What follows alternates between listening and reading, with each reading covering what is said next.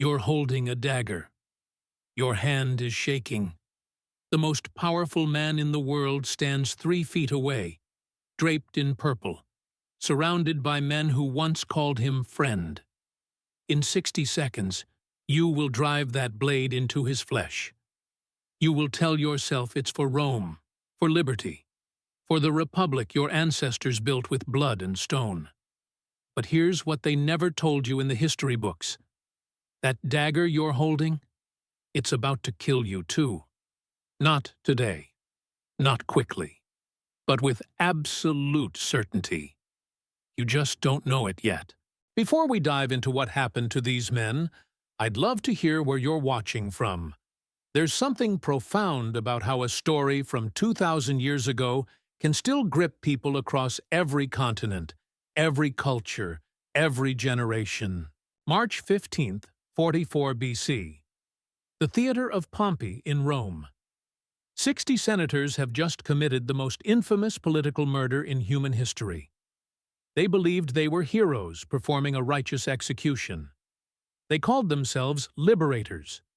They thought the people would celebrate them, that statues would be raised in their honor, that their names would echo through history as the saviors of Roman liberty. Instead, they had just signed their own death warrants in Julius Caesar's blood. Not one of the 60 conspirators would die peacefully. Not one would live to see old age. Every single man who raised a blade that day would meet a violent end, hunted, betrayed, broken by guilt, or destroyed by the very forces they had unleashed. This is the story of how justice, vengeance, and history caught up with each of them.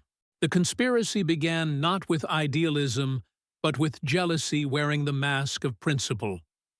Gaius Cassius Longinus was the architect, a man whose resentment toward Caesar had fermented into something toxic and consuming over years of watching his own career stall while Caesar's star ascended to godhood.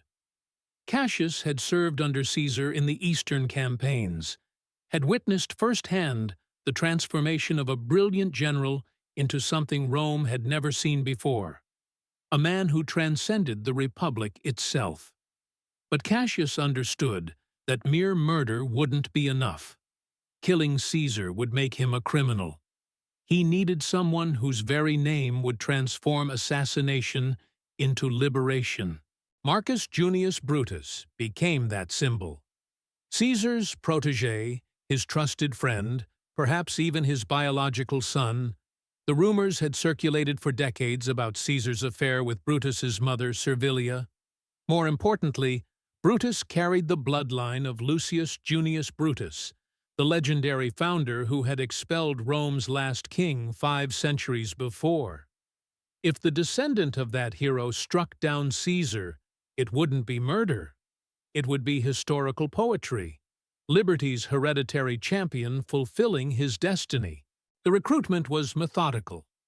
Cassius approached senators whose ambitions Caesar had eclipsed, military commanders whose glory days had ended with Caesar's peace, young aristocrats burning with philosophical ideals about republican virtue, old families whose influence had withered under the new order.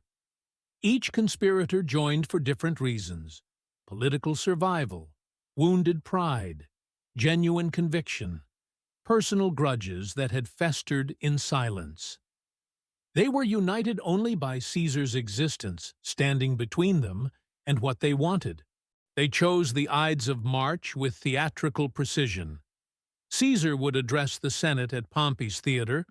The bitter irony of dying at the foot of his greatest rival's statue wasn't lost on anyone. But Caesar almost didn't go. His wife Calpurnia woke screaming from prophetic nightmares, their house collapsing, Caesar bleeding in her arms, herself weeping over his corpse. Even Caesar, who had crossed the Rubicon and conquered Gaul, was shaken by the omens. The soothsayers warned him. His wife begged him. The gods themselves seemed to be screaming warnings. But Decimus Brutus, another conspirator, arrived with smooth words and gentle mockery. Would the great Caesar disappoint the Senate over women's dreams? What would people say if he hid at home because his wife had nightmares? Caesar's fatal flaw wasn't ambition, it was pride. He couldn't bear to appear weak or superstitious. He went to the Senate. When he entered the theater, a Greek scholar named Artemidorus pressed a scroll into his hands, a complete list of the conspirators and their plan. "Read this immediately," he urged. "It concerns you greatly." But Caesar, surrounded by petitioners demanding attention, handed it to an aide unread. The scroll that could have saved his life was tucked away, forgotten. The conspirators surrounded him under pretense of presenting a petition. They pressed close, ostensibly showing respect. Then Tullius Cimber grabbed Caesar's toga, yanking it down from his shoulders. The signal! Publius Casca struck first, his dagger slashing across Caesar's neck, a shallow wound drawn by trembling hands and panic. Caesar spun like a wounded animal, grabbed Casca's wrist with a soldier's grip. "Casca, you villain! What are you doing?" he roared. Then more blades appeared. 10 senators, 20, 30. A forest of steel converging on one man. They stabbed wildly in their panic, some cutting each other in the chaos. So desperate were they to participate in the killing, to claim their share of glory. Caesar fought. He had no weapon, but he used his fists, his voice, the sheer force of his presence. For a moment, it seemed possible that the most powerful man in the world might fight through 60 assassins by will alone. Then he saw Marcus Brutus step forward, dagger in hand. According to witnesses, Caesar's resistance collapsed in that instant. Some claim he spoke the famous Latin phrase, "Et tu, Brute?" Even you, Brutus? But others recorded something more devastating, a wordless gasp of recognition and betrayal that cut deeper than any blade. Caesar looked into Brutus's eyes one final time, then pulled his toga over his head. He wouldn't give them the satisfaction of watching him die. He wouldn't let Brutus see the pain. He collapsed at the base of Pompey's statue, his blood pooling at his greatest enemy's marble feet. 23 wounds. Physicians later determined only one was mortal, the blow that pierced his heart. The rest was savage theater, inflicted by men who had never killed before, who stabbed with closed eyes and shaking hands. The conspirators stood over the body, daggers dripping, togas splattered. They raised their weapons skyward and proclaimed liberty restored. They expected cheers. They got horrified silence. The senators and slaves who had witnessed the murder fled in terror. The liberators marched to the Capitol, bloody daggers held high like sacred relics. Citizens fled before them, shuttering shops and barring doors. This wasn't liberation. This was chaos unleashed. Then came Mark Antony's masterstroke. At Caesar's funeral, he delivered the performance of his lifetime. He didn't shout or immediately accuse. His voice began as barely a whisper that somehow carried to every corner of the packed forum. "Friends, Romans, countrymen, lend me your ears. I come to bury Caesar, not to praise him." He spoke of how evil lives after men, while good is interred with their bones. He called Brutus honorable. He called them all honorable men. But then he began cataloging Caesar's achievements, the conquests that had filled Rome's treasury, the victories that had expanded the empire, the clemency he had shown enemies, the wealth he had brought the people. And with each achievement, Antony returned to his refrain. But Brutus is an honorable man. With each repetition, the word honorable began to curdle and rot, becoming less praise than poison, so sharp it could cut throats. Then came Antony's masterstroke. He lifted Caesar's blood-soaked toga, revealing the 23 wounds. "Look," he said, voice breaking. "In this place ran Cassius's dagger through." See what a rent the envious Casca made. Through this, the well-beloved Brutus stabbed. The crowd gasped. This wasn't philosophy anymore. This wasn't abstract political theory. This was a man who had fed them and led them, butchered by those he trusted most. Then Antony pulled out Caesar's will. The dead dictator had left his private gardens to the people of Rome as public parks forever, and he had left every Roman citizen 75 silver denarii, more money than most saw in a year. Hell broke loose. The crowd tore apart wooden benches and merchant stalls, building an impromptu funeral pyre for their hero. They lifted Caesar's body onto this makeshift pyre and set it ablaze. As flames rose toward heaven, the crowd's mourning transformed into something far more dangerous. They grabbed torches and became a hunting pack. Their first victim was Helvius Cinna, a poet who had the misfortune to share a name with one of the conspirators. "I'm just a poet," he screamed. His protests meant nothing. They ripped him apart with their bare hands in the street. The conspirators watched this horror unfold and understood too late what they had done. They fled Rome that night like thieves, no longer senators or statesmen or liberators, fugitives with prices on their heads and nowhere to hide. But while they scattered to the winds, the real danger was just landing on Italian shores. His name was Gaius Octavius. He was 18 years old, sickly, unknown, utterly dismissed by everyone who mattered. They were catastrophically wrong. The bombshell wasn't Caesar's death. It was his will. Caesar had formally adopted this unknown teenager as his son and primary heir, leaving him not only vast fortune, but something infinitely more valuable: Caesar's name.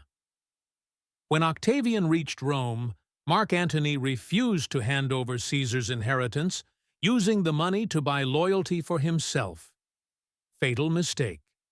Octavian liquidated his own property, everything he owned, to pay the Roman people the 75 denarii Caesar had promised. The effect was electric. Overnight, the dismissed teenager became the hero of Caesar's veterans, battle-hardened soldiers who saw in this boy the living embodiment of their dead commander. Within months, this unknown 18-year-old had assembled a private army of veteran soldiers who would follow him anywhere. Antony and Octavian's rivalry erupted into warfare. But then, disturbing reports arrived from the east. Brutus and Cassius weren't accepting defeat. The conspirators had fled to the richest provinces and systematically looted treasuries, extorted populations, and recruited massive armies. Using Caesar's own methods against his memory, they had assembled 19 legions. The two avengers of Caesar put aside their hatred and formed an alliance that would reshape the world. They met on a small island near Bologna: Antony, Octavian, and Marcus Lepidus. There they carved up the Roman world and unleashed the proscription. Hundreds of senators and thousands of wealthy Romans were declared enemies of the state. Anyone could kill them. Not only was it legal, there were substantial rewards. Rome descended into a paranoia-fueled bloodbath. Slaves murdered masters to win freedom. Sons betrayed fathers for early inheritances. Neighbors denounced neighbors to settle grudges. On those lists, Mark Antony insisted on one name above all: Marcus Tullius Cicero, the greatest orator in Roman history, whose eloquent speeches had made Antony a laughingstock. Cicero hadn't been one of Caesar's assassins, but his crime was arguably worse. He had survived and used his voice against them. Octavian, who owed his early career to Cicero's mentorship, agreed to the old man's execution without hesitation. It was his first great betrayal. The assassins found Cicero at his villa, where he was preparing to flee. When the killers arrived, the 63-year-old orator walked out to meet them with dignity intact. He offered his neck to their swords without protest. They struck off his head with a single blow, then severed the hands that had written the speeches offensive to their master. They carried Cicero's head and hands back to Rome and nailed them to the speaker's platform in the Forum, the very rostrum where he had delivered his greatest speeches. Antony's wife Fulvia reportedly pulled out a hairpin and repeatedly stabbed Cicero's tongue. The voice of the Republic had been literally and figuratively silenced. With Rome purged of enemies, the triumvirs turned eastward. The armies that gathered at Philippi in 42 BC represented the largest concentration of Roman military power in history. Over 200,000 men converged on the plains of eastern Macedonia. This wasn't just military conflict. It was a clash between the dying Roman Republic and the emerging Roman Empire. The liberators' strategy was sound. They held the high ground, controlled supply lines, and could afford to wait. Cassius understood that time was their ally, but he reckoned without Brutus's psychological state. The omens in Brutus's camp were terrible. 2 eagles that had followed the Republican legions were replaced by crows and vultures, a sign any Roman would recognize as divine favor shifting from life to death. More disturbing were Brutus's private torments. According to multiple sources, Caesar's ghost appeared to him in his command tent. "Who are you?" Brutus asked. "I am your evil spirit, Brutus," came the reply. "We shall meet at Philippi." Whether ghost or guilt, the effect on Brutus was undeniable. His officers, fearing that delay would only benefit their enemies, pressured him to abandon Cassius's cautious strategy and force battle. Against his co-commander's better judgment, against military wisdom, against every rational calculation, Brutus gave the order to attack. The first battle of Philippi was chaos incarnate. What followed was not one battle, but 2 simultaneous engagements with completely opposite outcomes. Brutus's attack succeeded beyond expectations. His legions smashed through Octavian's lines. Octavian's troops broke and ran, their camp overrun, their commander barely escaping with his life. From Brutus's perspective, it was crushing victory. His men celebrated wildly, convinced the war was won. But simultaneously, on the other flank, Mark Antony's veterans demolished Cassius's forces with professional brutality. These were men who had conquered Gaul and fought in civil wars. They advanced in perfect formation and rolled forward like an unstoppable machine of death. Cassius's lines shattered. His camp was taken. His men scattered. Cassius had withdrawn to a hill to better observe the fighting. From his position, he could see smoke rising from what appeared to be Brutus's camp. What he couldn't see was that this was actually his own men celebrating victory. When he spotted cavalry galloping toward his position, Cassius assumed the worst. These were actually Brutus's men riding to inform him of triumph. But in the dust and distance, Cassius saw only enemy horsemen approaching to capture him. In that moment of profound misunderstanding, the man who had initiated the conspiracy made the decision that would doom everything. "Take this," he told his freedman Pindarus, pressing his own dagger into the man's hands. "Free me from life." Pindarus begged his master to reconsider, to wait for information. But Cassius was beyond persuasion. He covered his face with his military cloak and guided Pindarus's hand to his throat.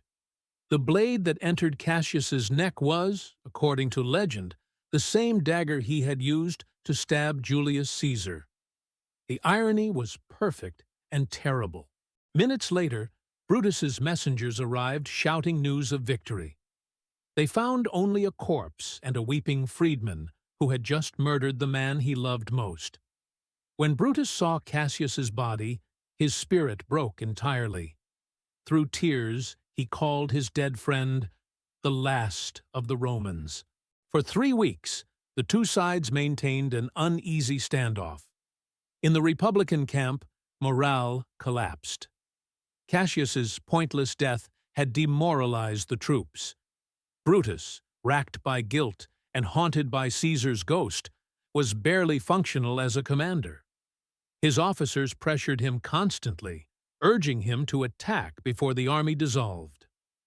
On October 23rd, exactly 20 days after the first battle, Brutus gave the order for the final attack. The Second Battle of Philippi was systematic, professional, and utterly one-sided. Brutus's demoralized legions charged with desperation rather than conviction. The Republican lines bent, buckled, then broke entirely. What began as organized retreat became a rout, then a massacre. The dream of the Roman Republic didn't die with speeches about liberty. It died with the sound of thousands of men screaming in terror as they ran for their lives. Brutus escaped with a small group of loyal officers.